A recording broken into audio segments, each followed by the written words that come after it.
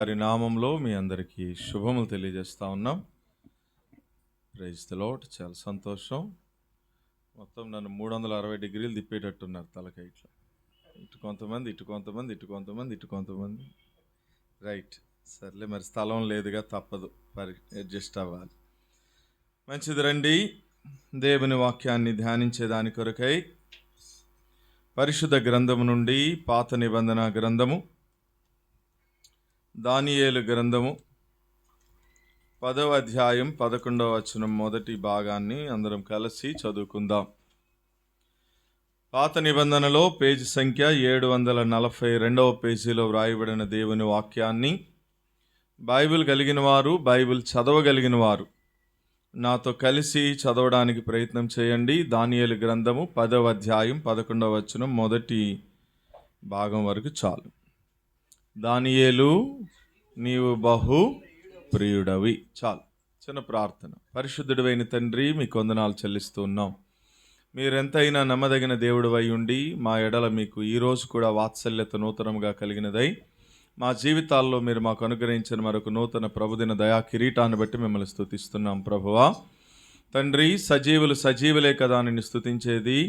పాతాళమున నీకు స్తుతి కలుగునా, మన్ను నిన్ను సన్నుతించునా అని హిజ్కియా భక్తుడు సెలవిచ్చిన ప్రకారము ఈ దినమున మేమును సజీవులమై ఈ రీతిగా మీ ఇంటిలో నాయన మీ కృపా సింహాసనము దగ్గర మీరు స్వరక్తమిచ్చి సంపాదించిన సియోను సంఘముగా మిమ్మల్ని ఆరాధించడానికి కొరకై మీరు తీసుకొచ్చిన బిడ్డలను బట్టి మీకు స్తోత్రాలు. ఇంకెవరైతే మీ ఏర్పాట్లు ఉన్నారో అటు వారిని త్వరపెట్టి సకాలం నడిపించండి. ఇప్పటి వరకు సియోను గీతాలతో మిమ్మల్ని కీర్తించి కొనియాడే కృపనిచ్చారు, స్తుతిస్తున్నాం. ఈ సమయంలో మీరు ఏమై ఉన్నారో, ఎందును బట్టి మేము మిమ్మల్ని ఆరాధించాలో, మీ గొప్పతనం ఏంటో, మీ మంచితనం ఏంటో కొన్ని సంగతులు మీరు మాకు నేర్పిస్తే నేర్చుకుని వాటిని హేతువు చేసుకుని మిమ్మల్ని వ్యక్తిగతంగా ఆత్మతో సత్యముతో ఆరాధించాలని ఆశపడి మీ వైపు చూస్తూ ఉండగా మీరే మాతో మాట్లాడి మహిమ పొందమని యేసుక్రీస్తు ప్రభు నామంలో స్తుతించి ప్రార్థిస్తున్నాము తండ్రి, ఆమేన్.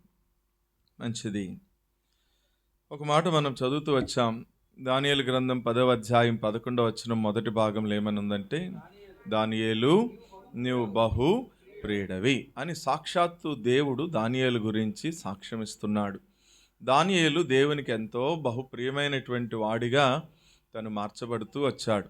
కాబట్టి నా జీవితంలో మనం కూడా నేర్చుకోవాల్సిన ప్రాముఖ్యమైన పాఠం ఏంటి అంటే, మన క్రైస్తవ విశ్వాస జీవితంలో ఏదో బ్రతికామంటే బ్రతికాంలే అన్నట్లుగా భక్తి చేసే బ్రతుకు కాదు, కానీ ఒక రోజున ఈ లోకయాత్ర ముగించే లోపు దేవుడి నుంచి మనం కూడా అటువంటి సాక్ష్యం పొందాలి. ఏమనంటే, నువ్వు నాకు బహు ప్రియమైనటువంటి వాడవి, నువ్వు నాకు బహు ప్రియమైనటువంటి దానవి అనేటటువంటి సాక్ష్యాన్ని దేవుని నుంచి మనం పొంది ఈ లోకయాత్ర ముగిస్తే అది మన ఆత్మీయ జీవితానికి ఎంతో క్షేమము. సరే, మంచిది. ఈ టాపిక్ని నేను ఉదయకాలమే ప్రారంభించాను హోరేబ్ సంఘంలో.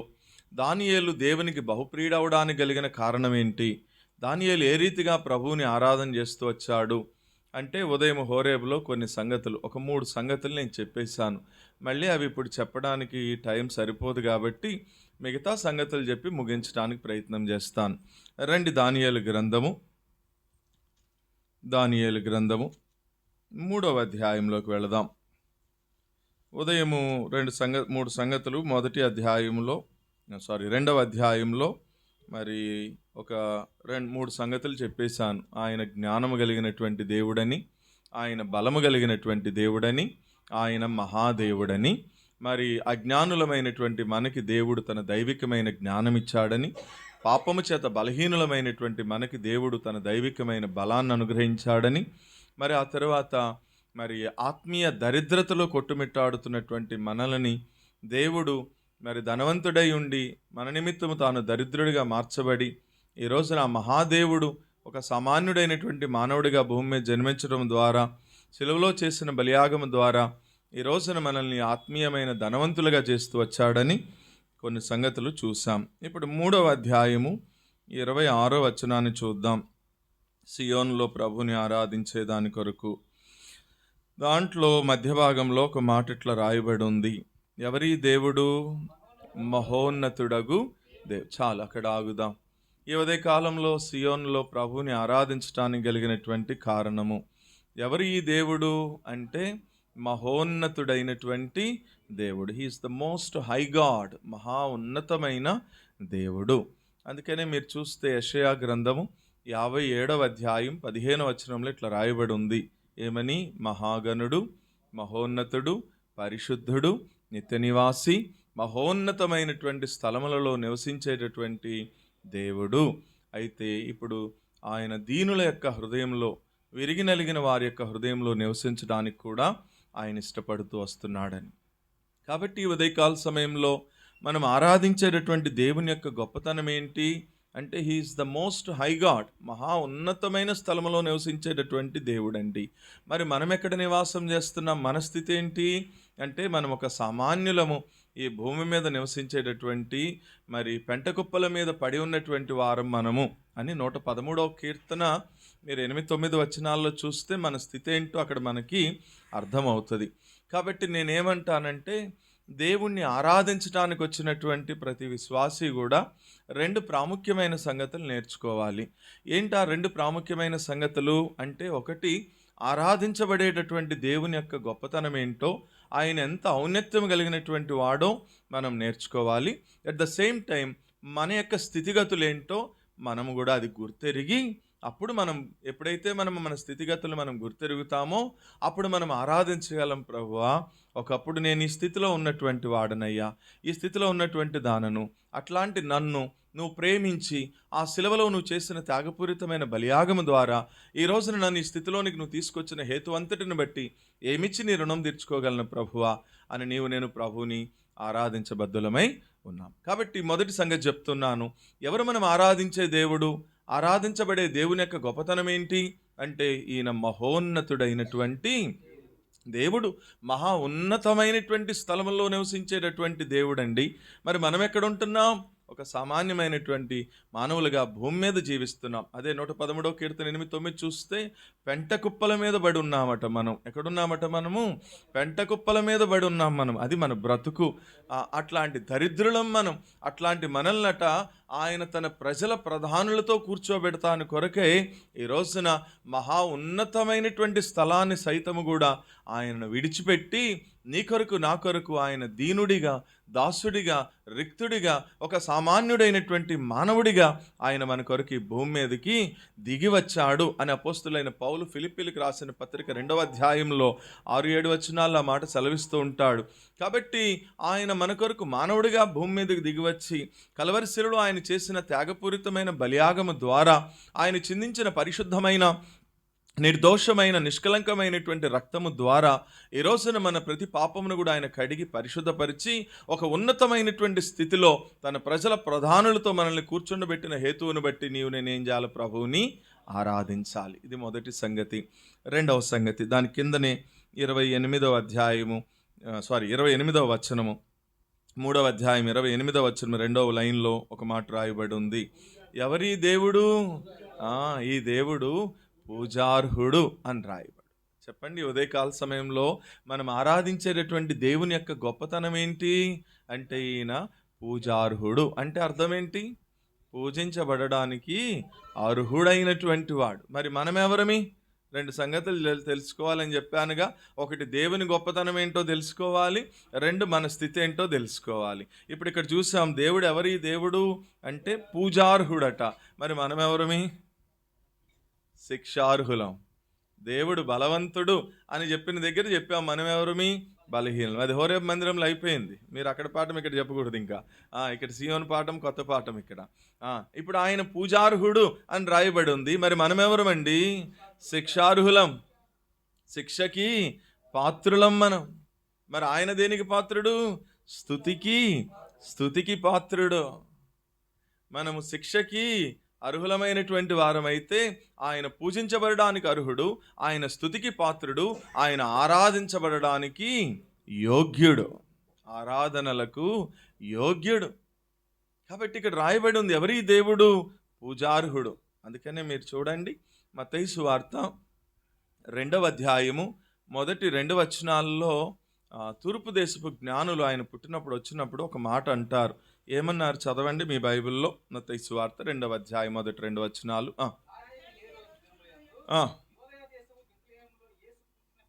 పుట్టిన పిమ్మట ఇదిగో తూర్పు దేశపు జ్ఞానులు యెరూషలేమునకు వచ్చి, యూదుల రాజుగా పుట్టినవాడు ఎక్కడున్నాడు? తూర్పు దిక్కున మేము ఆయన నక్షత్రమును చూచి. ఆ మాటలో 3 మాటలు, ఇప్పుడు మీరు చదివిన వచనం 2వ వచనంలో 3 మాటలు ఉన్నాయండి ప్రభువుని ఆరాధించడానికి. మీరు నోట్ చేసుకోండి. ఆ 3 మాటలు నేను చెప్తాను. మొదటి మాట ఏంటి అంటే, వాళ్ళు వచ్చి అంటున్నారు, యూదుల రాజుగా పుట్టినవాడు ఎక్కడా? ఆ మాటలో మీకు వివరణ చెప్తాను, నా వైపు చూడండి. ఏమన్నారు వాళ్ళు? యూదుల రాజుగా పుట్టినవాడు ఎక్కడా? ఆగండి, నన్ను ఇట్లా అడగనివ్వండి, నా వైపు చూడండి. లోకంలో ఉన్నటువంటి రాజులకి ఈ యేసు ప్రభు అనేటటువంటి రాజుకి ఉన్న వ్యత్యాసం ఏంటి చెప్పండి, ఆ మాట చదివి. అమ్మా, లోకంలో చాలామంది రాజులు ఉన్నారు కదా, మనము చరిత్రలో చదువుతూ వచ్చాము కదా, చదువుకునేటప్పుడు సోషల్లో.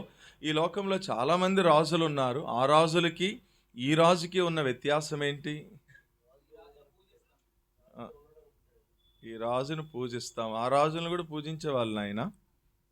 ఈ రోజుకి కూడా అటు అరబ్ దేశాల్లో రాజునే పూజిస్తారు వాళ్ళు. సరే, జస్ట్ నేనంటే ఇంకా రాజును, ఆ రాజుకి ఈ రాజుకి వ్యత్యాసాలు చెప్పడం, చాలా వ్యత్యాసాలు నేను చెప్తాను. అందుకని నేనేమన్నానంటే జస్ట్ నేను చూపించిన మాట చెప్పి చూసి చెప్పండి అన్నాను నేను, అంతే. సరే, టైం అయిపోతుంది, నేనే చెప్పైనా. బైబిల్ బాగా అట్లా ఆలోచనాత్మకంగా చదివితే మీకు కూడా అర్థమైపోతుంది. అక్కడ ఉంది, వాళ్ళు అడిగారు, యూదుల రాజుగా పుట్టినవాడు ఎక్కడా? ఈ లోకంలో ఉన్న రాజులకి ఈ రాజుకి ఉన్న వ్యత్యాసం ఏంటి అంటే, అమ్మా కాదు, తప్పు, నేను చెప్తాను వినండి. ఈ లోకంలో ఉన్నటువంటి రాజులందరూ పుట్టి పెద్ద అయిన తర్వాత రాజులయ్యారు.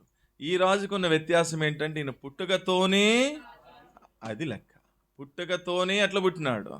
ఎవడో రాజుని చేయలా, ఎవరో సెలెక్ట్ చేసి ఇదిగో నువ్వు ఈ ప్రాంతానికి నువ్వు రాజుగా ఉండయ్యా, ఎన్ని సంవత్సరాలు?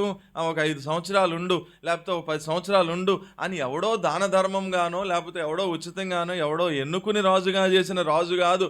లోకంలో ఉన్న రాజులందరూ ఎట్లా రాజు అయ్యారు? ఎవడో అభిషేకించారు, ఎవరో ఎన్నుకున్నారు, నువ్వు ఇన్ని రోజులు రాజుగా ఉండమన్నారు. వాళ్ళకి ఇష్టం లేకపోతే ఏం చేసేవాళ్ళు? తీసేసేవాళ్ళు. కానీ ఈ రాజుకున్న గొప్పతనం ఏంటంటే, వాళ్ళు అంటున్నారు యూదుల రాజుగా పుట్టుకతోనే ఎవరైనా, అందుకని he is the king of king and the lord of lord. రాజులకి రాజు, ప్రభులకి ప్రభు. బైబిల్ సెలవిస్తుంది, యెహోవా సదాకాలము రాజు. ఏదో ఒక రోజు 2 రోజులో, లేకపోతే ఒక యుగం 2 యుగాలో, త్రేతాయుగం, ద్వాపరయుగం, కలియుగం, ఇట్లా యుగానికి మారిపోయిన రాజు కాదు, కానీ యుగాలకి కూడా సదాకాలము రాజుగా పుట్టాడు. ఇది మొదటిది. రెండవది అదే లైన్లో, యూదుల రాజుగా పుట్టినవాడు ఎక్కడున్నాడు? రెండవది, తూర్పు దిక్కున మేము, ఆ మాట అండర్లైన్ చేసుకోండి. ఏ నక్షత్రం చూసి వచ్చారట వాళ్ళు? ఆయన నక్షత్రము చూచి. అంటే దానికి అర్థం నేను చెప్తాను చూడండి, ప్రభుని ఆరాధించడానికి కాలం. ఈ లోకంలో చాలా నక్షత్రాలు ఉన్నాయా లేవా? ఏమేమి నక్షత్రాలు ఉన్నాయి? మీకు తెలిసిన నక్షత్రాలు చెప్పండి. పెళ్ళైన వాళ్ళు అయితే అరుంధతి అంటారేమో. సరే, నేను చెప్తాను చూడండి. ఈ లోకంలో చాలా నక్షత్రాలు ఉన్నాయి. ఏం నక్షత్రాలు నేను చెప్పనా? 1 megastar, 2 super star, 3 power star, 4 rebel star, ఇట్లా చాలా స్టార్లు ఉన్నాయా లేవా? ఈ స్టార్లు ఎంతవరకు ఉంటాయి? ఈ స్టార్లు ఎంతవరకు ఉంటాయి? కొంతకాలమే, ఆ తర్వాత ఏమైపోతాయి? ముగిసిపోతాయి. ఈ స్టార్లు ఎప్పుడు స్టార్లు అయ్యారు? వీళ్ళు ఒక పెద్ద అయిన తర్వాత, ఒక స్టేజ్కి వచ్చిన తర్వాత స్టార్లు అయ్యారు. కానీ ఇక్కడ ఈ రాయబడి ఉంది, మేము ఆయన నక్షత్రము చూసి వచ్చామన్నాడు. ఏ నక్షత్రం చూసి వచ్చారు అంటే దాని అర్థం ఏంటో తెలుసా? He have his own star. ఆయనకంటూ ఒక సొంత నక్షత్రము కలిగినటువంటి వాడు. అందుకనే రాయబడి ఉంది, ఆయన పుట్టడానికి కొన్ని వేల సంవత్సరాలకు పూర్వమే యాకోబులో నక్షత్రము ఉదయించును అన్నాడు. ఇది 2. మూడవది, ఎందుకు వచ్చారంట వాళ్ళు? చూసిపోయేదానికి రాలేదు. ఎందుకు వచ్చారట వాళ్ళు? మేము ఆయనని పూజించేదాని కొరకు వచ్చామంటే, ఎవరి దేవుడు? పూజార్హుడు, అది అర్థం. చూసావా? ఆయన పుట్టినప్పుడే తూర్పు దేశం నుంచి వచ్చినటువంటి జ్ఞానులైనటువంటి వారు మాట్లాడినటువంటి మాట, ఆయన పుట్టుకతోనే రాజుగా పుట్టినటువంటి రాజు కాబట్టి మేము ఆయన్ని పూజించడానికి వచ్చాం. ఆయన ఎవరో నక్షత్రాలు పెడితే ఈ కొన్ని రోజులు మెరిసి మాయమైపోయే నక్షత్రం కాదు. ఈ హ్యావ్ హిజ్ ఓన్ స్టార్. ఆయనకంటూ ఒక నక్షత్రం ఉంది. ఆ నక్షత్రాన్ని చూసి వచ్చాం మేము. మూడవది, ఆయన ఊరికే చూసిపోయేదానికి రాలేదు, మేము ఆయన్ని పూజించడానికి వచ్చాము. అంటే ఎవరి దేవుడు? పూజార్హుడైనటువంటి దేవుడు. ఈ ఉదయకాల సమయంలో శిక్షార్హులం మనం కదా, మనం చేసిన పాపమును బట్టి. బైబిల్ సెలవిస్తుంది రోమాపత్రిక 3వ అధ్యాయం 23వ వచనంలో, ఏ భేదమును లేదు, అందరూ పాపము చేసి దేవుడు అనుగ్రహించు మహిమను పొందలేకపోతున్నారు. అదే రోమాపత్రిక 6వ అధ్యాయం 23వ వచనంలో ఇట్లా రాయబడి ఉంది, పాపము వలన వచ్చు జీతము మరణము. అంటే ఇప్పుడు మనము పాపం వలన వచ్చి జీతమైనటువంటి మరణానికి ఎట్లా ఉన్నాం చెప్పండి? మనము పాత్రులుగా ఉన్నాం. పాపం యొక్క ప్రభుత్వం కింద ఉన్నాడు మానవుడు. పాపం యొక్క దాసత్వము క్రింద ఉన్నాడు. యోహాను సువార్త 8వ అధ్యాయంలో రాయబడింది, పాపము చేయు ప్రతివాడును పాపమునకు దాసుడే అని రాయబడి ఉంది. అంటే ఈ వచనాలన్నీ మనకేం తెలియజేస్తున్నాయంటే, ఈ పాపంలో పుట్టి, పాపంలో జీవిస్తూ, పాపాన్నే తింటూ, పాపాన్నే త్రాగుతూ, పాపం వల్ల వచ్చి జీతమైనటువంటి మరణానికి పాత్రులుగా, శిక్షకి అర్హులుగా ఉన్నటువంటి మనలను ఈ పూజార్హుడైనటువంటి దేవుడు ప్రేమించి ఒక సామాన్యుడైనటువంటి మానవుడిగా భూమి మీదకి దిగివచ్చి, కలువరి శిలువలో ఆయన చేసిన త్యాగపూరితమైన బలియాగము ద్వారా, ఆయన చిందించిన పరిశుద్ధమైన, నిర్దోషమైన, నిష్కలంకమైన, అమూల్యమైన రక్తము ద్వారా మన జన్మ కర్మ పాపములన్నీ కడిగి పరిశుద్ధపరిచి, ఈ రోజున పాపము నుండి మనల్ని ఆ శిక్ష నుంచి మనల్ని తప్పించి దేవుని యొక్క ఆశీర్వాదానికి వారసులయ్యేదాని కొరకు దేవుడు మనల్ని ఏం చేసినాడట? పిలిచాడు. ఒకప్పుడు మనం ఆశీర్వాదానికి వారసులం కానే కాదు, శాపగ్రస్తులం మనం. గలతీ పత్రిక 3వ అధ్యాయం 14-15 వచనాల్లో రాయబడి ఉంది, అబ్రహాము పొందినటువంటి ఆశీర్వాదమట అన్యజనులమైనటువంటి మనము క్రీస్తు యేసు ద్వారా పొందు నిమిత్తమై ధర్మశాస్త్రం యొక్క శాపమంతటినీ కూడా అనట, మనము శాపగ్రస్తులుగా ఉన్న మన శాపమంతా కూడా అనట ఆయన శిలువ మ్రాణు మీద మోసుకుని నీ కొరకు నా కొరకు ఏమయ్యాడో తెలుసా? శాపగ్రస్తుడాయను అని రాయబడి. వాస్తవంగా మనము శిక్షార్హులము, మనము శాపగ్రస్తులం. అలాంటి శిక్షార్హులము, శాపగ్రస్తులమైనటువంటి మన శాపమట ఆయన మోస్తూ వచ్చాడట, మన పాపమట ఆయన మీద వేసుకుంటూ వచ్చినాడట. 2 కొరింథీ పత్రిక 5:21లో పౌలు అంటాడు, పాపమంటే ఏంటో ఎరుగని ప్రభువు మన కొరకు పాపముగా చేయబడుతూ వచ్చాడన్నాడు. మీరు తీసి చదివేంత టైం ఉండదు సిస్టర్, ఎందుకంటే నాకు ఇచ్చింది అరగంట టైమే. అది అందుకని అప్పుడు నేను ఇదే ఫస్ట్ టైం వచ్చాను కదా మీ దగ్గరికి, అందుకని మీకు మాథ్యూ గారు కూడా తెలియదుగా నా ప్రసంగము, అందుకని చెప్పలా. నన్ను తెలిసిన వాళ్ళు అయితే ఏం చెప్తారంటే, అన్న వచ్చినప్పుడు మీరు తిప్పి చూసేంత టైం ఉండదు అబ్బాయి, మీరు చదవడానికి కూడా ఉండదు, ఏం చేయాలి పాస్టర్ గారు అంటే, జస్ట్ నేను చెప్పే మాట ప్రతి రెఫరెన్సు రన్నింగ్ నోట్స్లో రాసుకోవాలి. రాసుకున్న తర్వాత మీరు మధ్యాహ్నం ఖాళీగా ఉన్నప్పుడు ఒకవేళ నేను ఎక్కడైనా తప్పు చెప్తే ఆ రిఫరెన్స్ నేను చెప్పింది మ్యాచ్ అవ్వట్లేదు అనుకోండి, మీకు రికార్డెడ్ ఉంది కాబట్టి మ్యాచ్ అవ్వట్లేదు అనుకోండి, అప్పుడు నేను ధైర్యంగా చెప్తాను, నా చొక్కా పట్టుకుని అడగచ్చు మీరు, పాస్టర్ గారు మీరు చెప్పారు కానీ మీరు చెప్పిందిను అది ఇక్కడ మ్యాచ్ అవ్వట్లేదు ఏంటండి అని అడగచ్చు. అంటే నేను అంత కాన్ఫిడెంట్గా చెప్తున్నాను ఏమనంటే, నేను తప్పు చెప్పను అని. కాబట్టి మీరు ఇలా తిప్పి అలా తిప్పి మీరు చదివి నేను చదివే లోపు ఇక టైం అయిపోతుంది. నాకు తక్కువ టైం ఇచ్చారు కాబట్టి, ఓకేనా? కాబట్టి 5:21 పౌలు అన్నాడు కొరింథీ పత్రికలో, పాపమంటే ఏంటో ఎరుగని ప్రభు అట మన కొరకు ఏం చేయబడుతూ వచ్చినాడు? పాపముగా చేయబడుతూ వచ్చినాడు. మన పాపమంతా ఆయన మీద వేసుకున్నాడు, మన శాపమంతా కూడా ఆ శిలువలో మోస్తూ వచ్చినాడు. ఇప్పుడు శిక్షార్హులమైనటువంటి మనల్ని శిక్ష నుంచి, ఉగ్రత నుంచి, శాపము నుంచి, పాపము నుంచి, వీటి నుంచి ఏం చేసినాడు? మనల్ని తప్పిస్తూ వచ్చినాడు. ఎవరి దేవుడు? పూజార్హుడు. అందుకని ఇప్పుడు ఆ దేవుడిని మనం ఏం చేయాలా? పూజించాలా. ఆయన స్తుతికి పాత్రుడు కాబట్టి ఆ దేవుడిని మనం ఏం చేయాలా? స్తుతించాలా. ఆయన ఆరాధనకి యోగ్యుడు కాబట్టి ఆ దేవుడిని నీవు నేనేం చేయాలా? ఆత్మతో సత్యముతో ఆరాధించాలి. ఇది 3వ సంగతి. దాని క్రింద 29వ వచనము మధ్య భాగంలో ఒక మాట రాయబడి ఉంది. ఎవరి దేవుడు? ఇవ్విధముగా రక్షించుటకు, దేనికి సమర్థుడు? రక్షించుటకు సమర్థుడగు దేవుడు. చెప్పండి మూడవది ఎవరి దేవుడు?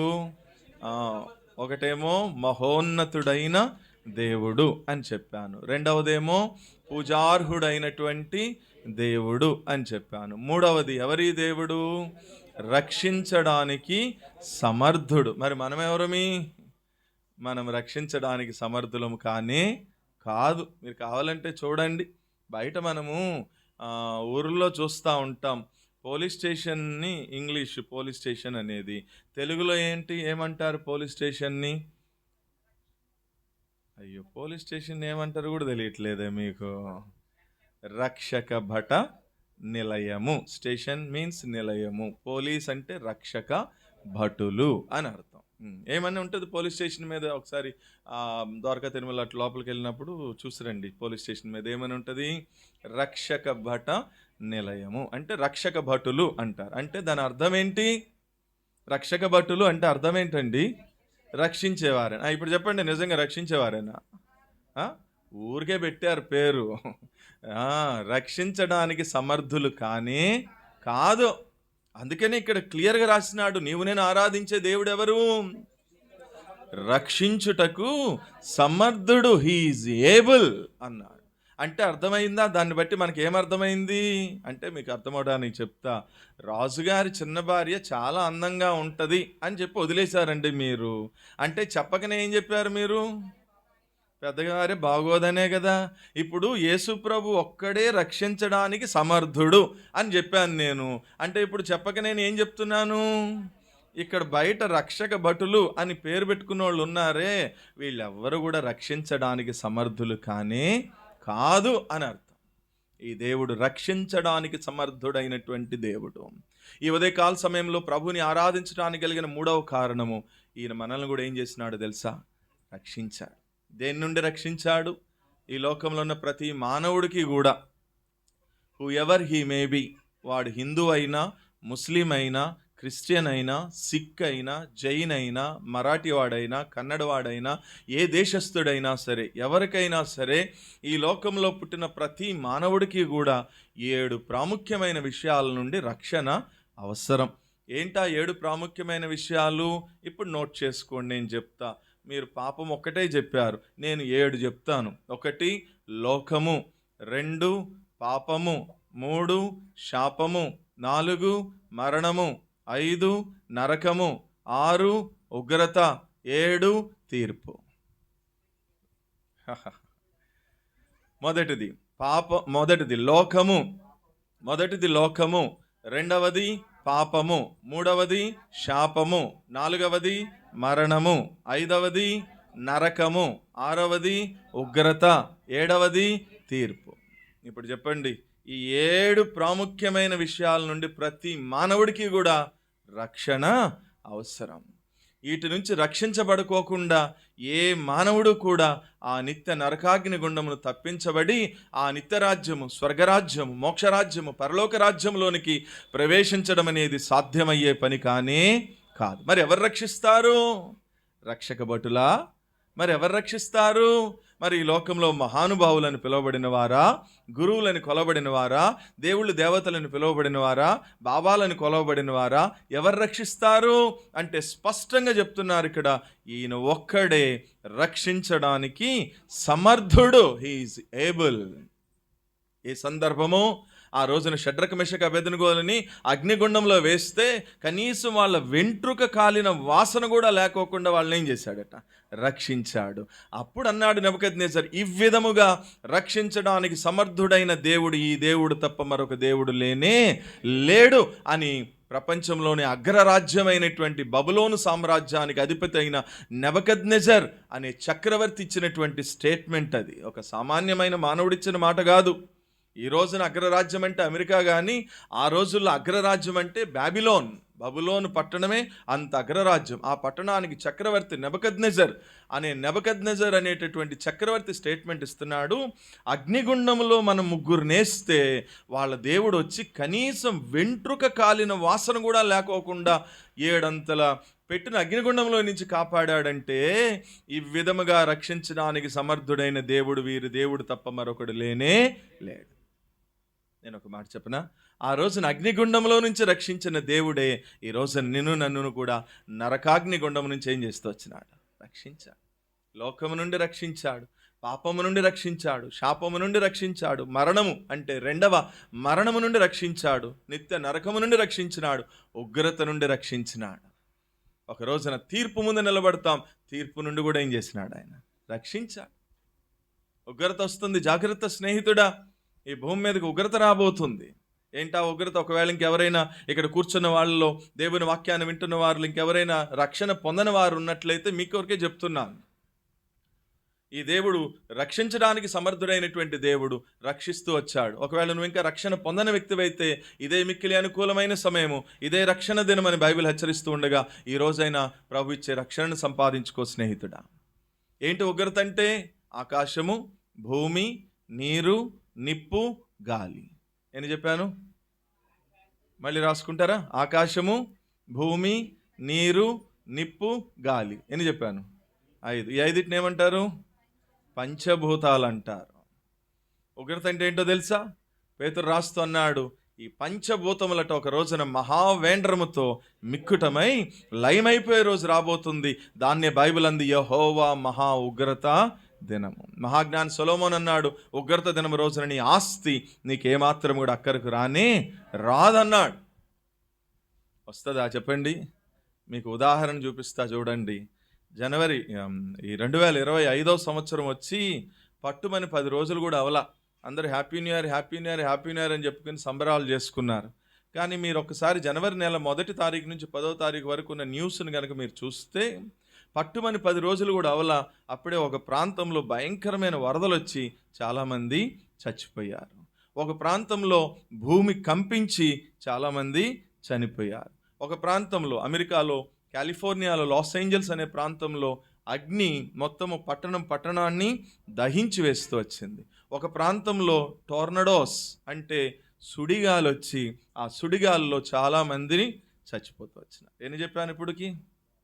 4. ఏమేం చెప్పాను? 1 వరద వచ్చింది, వరద అంటే నీరు. 2 భూమి కంపించింది అంటే భూమి.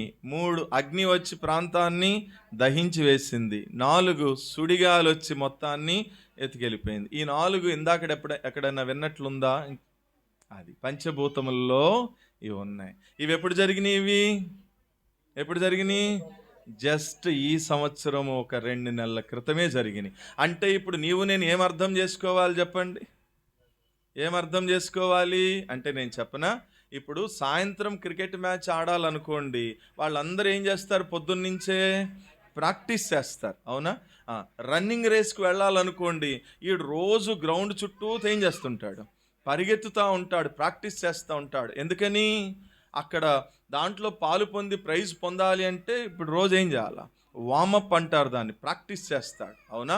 ఇప్పుడు ఈ జనవరి నెలలో ఈ 4 సంఘటనలు మనం చూసాము అంటే ఇట్లా అర్థం చేసుకోవచ్చా? ఏమని?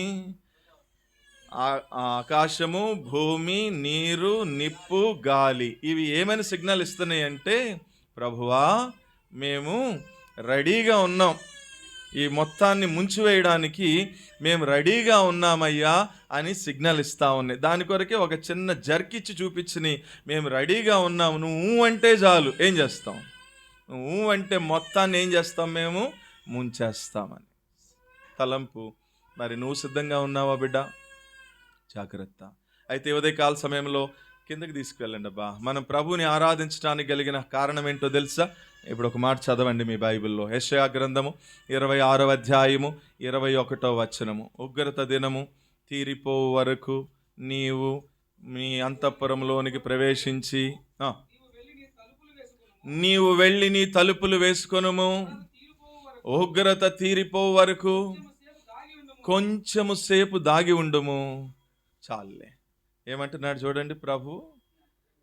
ఉగ్రత దినము రోజునట ప్రభు అంటున్నాడు, ఎవరైతే ఉగ్రత నుంచి తప్పించబడుతూ వచ్చారో, ఎవరైతే ఉగ్రత నుంచి రక్షించబడుతూ వచ్చారో, ఎవరైతే రక్షకుడైన యేసుక్రీస్తు ప్రభువు అని వారి సొంత రక్షకుడిగా అంగీకరిస్తూ వచ్చారో అట్టి వారినట ఉగ్రత నుంచి తప్పించి ఉగ్రత దినం రోజున ఏం చేస్తాడట? అక్కడ వచనంలో తన అంతఃపురంలో మనల్ని ఏం చేస్తాడట? దాచిపెడతాడట. ఆ ఉగ్రత తీరిపోయేంత వరకు కూడా దేవుడు మనల్ని అంతఃపురంలో విశ్రాంతిలోనికి దాచిపెడతాడు. చూసావా? ఉగ్రత నుంచి తప్పించడానికి సమర్థుడు. లోకము నుంచి, పాపము నుంచి, శాపము నుంచి, మరణము నుంచి, నరకము నుంచి, ఉగ్రత నుంచి, తీర్పు నుంచి, ఈ 7 ప్రాముఖ్యమైన విషయాల నుంచి రక్షించడానికి సమర్థుడు యేసుక్రీస్తు ప్రభువారు. అందుకని ఆయన పుట్టడానికి ముందు గాబ్రియేలు దేవదూత మత్తయి సువార్త 1వ అధ్యాయం 21వ వచనంలో యోసేపుతో మాట్లాడుతుంటాడు. యోసేపు, నీ భార్య అయినటువంటి మరియా ఒక కుమారుని కనును, తన ప్రజలను వారి పాపముల నుండి ఆయనే రక్షించును గనుక ఆయనకు రక్షకుడు అని అర్థమిచ్చేటటువంటి యేసు అనే పేరు పెట్టుదు అన్న. యేసు అనే 2 అక్షరాల పదానికి అర్థం ఏంటి చెప్పండి? రక్షకుడు. అంతేగాని యేసు అంటే ఊరి చివరున్న వాళ్ళ దేవుడు, యేసు అంటే ఒక కులానికి చెందిన దేవుడు, యేసు అంటే ఒక మతానికి చెందిన దేవుడు, యేసు అంటే ఒక ప్రాంతానికి చెందిన దేవుడు, యేసు అంటే అమెరికా వాళ్ళ దేవుడు అని తప్పుగా అనుకుంటున్నాడు మానవుడు. కారణం ఏంటి అంటే అసలు యేసు అనే పదానికి వాడికి అర్థం తెలియదు. ఏంటి యేసు అనే 2 అక్షరాల పదానికి అర్థం ఏంటి? రక్షకుడు. He is the God of saviour. దేని నుండి రక్షించేవాడు అంటే ఈ 7 విషయాలు చెప్పాలా. దేని నుండి రక్షించేవాడు? ఈ లోకము, పాపము, శాపము, మరణము, నరకము, ఉగ్రత, తీర్పు, ఈ 7 ప్రాముఖ్యమైన విషయాల నుండి రక్షించడానికి సమర్థుడైనటువంటి దేవుడు యేసు తప్ప మరొక దేవుడు లేడు. కాబట్టే ఆయన పేరే రక్షకుడు అని చెప్తే ఎవడైనా సరే ఏం చేయాలి చెప్పండి? నోరు మూసుకుని కూర్చోవాలా. ఇంకొక మాట మాట్లాడడానికి వీల్లేనే లేదు. కాబట్టి నెబుకద్నెజర్ రాజు అంతటోడే అన్నాడు, ఈ విధముగా రక్షించుటకు ఈ దేవుడు సమర్థుడు అన్నాడు. చాలే 3 సంగతులు, టైం అయిపోయింది. ఇంకా చెప్తా అంటే చాలా చెప్తానక్క, మొత్తం 35 సంగతులు ఉన్నాయి, టైం అయిపోయింది. ప్రభువుని ఆరాధన చేసుకుందాం. రివిజన్ చేస్తాను. ఎవరు మనం ఆరాధించే దేవుడు అంటే పొద్దున చెప్పిన కూడా చెప్తానే. ఎవరు మనం ఆరాధించే దేవుడు అంటే ఒకటి జ్ఞానము కలిగిన దేవుడు. మనం ఎవరమి? అజ్ఞానులము, వెర్రివారము. అలాంటి అజ్ఞానులము, వెర్రివారమైన మనల్కి ఆయన మానవుడిగా భూమి మీదకి దిగివచ్చి ఆ శిలువ బలియాగం ద్వారా మనకు అనుగ్రహించిన దైవిక జ్ఞానాన్ని బట్టి జ్ఞానము కలిగి నేను ప్రభువుని ఆరాధించాలి. రెండవది, ఎవరి దేవుడు? బలము కలిగినటువంటి దేవుడు. అందుకనే యెషయా 9:6 అన్నాడు, ఆయన పేరే బలవంతుడైన దేవుడు. మనం ఎవరమి? పాపము చేత బలహీనులైపోయినటువంటి వారము. అందుకని దావీదు అన్నాడు, పాపం వల్ల నా ఎముకలలో స్వస్థత లేదన్నాడు. మీకు మేలు కలగకుండడానికి పాపములే కారణమన్నాడు ఇర్మియా. కాబట్టి మనం పాపముల చేత బలహీనమైపోయినటువంటి మనల్ని బలపరచడానికి కొరకే బలవంతుడైన దేవుడే మానవుడిగా భూమి మీదకి దిగివచ్చాడు. ఆయన పేరే యేసు. ఆ శిలువ బలియాగం ద్వారా ఈ రోజున మనం బలపరిచిన హేతువును బట్టి బలవంతులమై నేను ప్రభువుని ఆరాధించబద్దులమై ఉన్నాము. మూడవది, ఎవరి దేవుడు? మహాదేవుడు. అంటే 95వ కీర్తన 3వ వచనంలో రాయబడి ఉంది, యెహోవా మహాదేవుడు, దేవతలందరికంటే కూడా పైన ఉన్నటువంటి మహత్యము కలిగినటువంటి మహారాజు అని రాయబడింది 95వ కీర్తన 3వ వచనంలో. కాబట్టి దేవతలందరూ, ఈ లోకంలో ఉన్నటువంటి 33 కోట్ల మంది దేవీ దేవతలని పిలువబడే వారందరికంటే కూడా పైన ఉన్న మహాదేవుడు, he is the most high God. ఆ హేతువుని బట్టి నేనేం చేయాలి? ప్రభువుని ఆరాధించాలి. నాలుగవది, ఎవరి దేవుడు?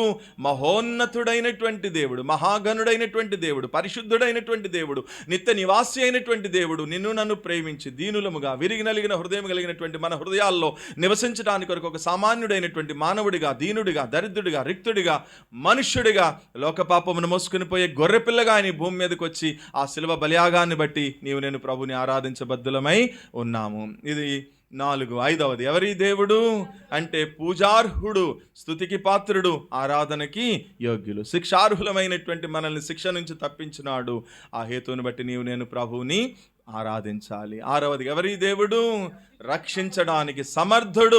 It means he is the God of saviour. రక్షకుడైనటువంటి దేవుడు. దేని నుంచి రక్షించాడు నన్ను? లోకము, పాపము, శాపము, మరణము, నరకము, ఉగ్రత, తీర్పు, ఈ 7 ప్రాముఖ్యమైన విషయాల నుండి ఈ రోజున మనల్ని రక్షించాడు. ఇలా రక్షించడానికి సమర్థుడైన వాడి భూమి మీద యేసు తప్ప మరొకడు లేడు. అందుకని ఆయన పేరే యేసు, అంటే రక్షకుడు. అంతేగాని అమెరికా, ఆస్ట్రేలియా వాళ్ళ దేవుడు కాదు బిడ్డ. ఆయన రక్షకుడు. నిన్ను కూడా రక్షిస్తాడు అంగీకరిస్తే.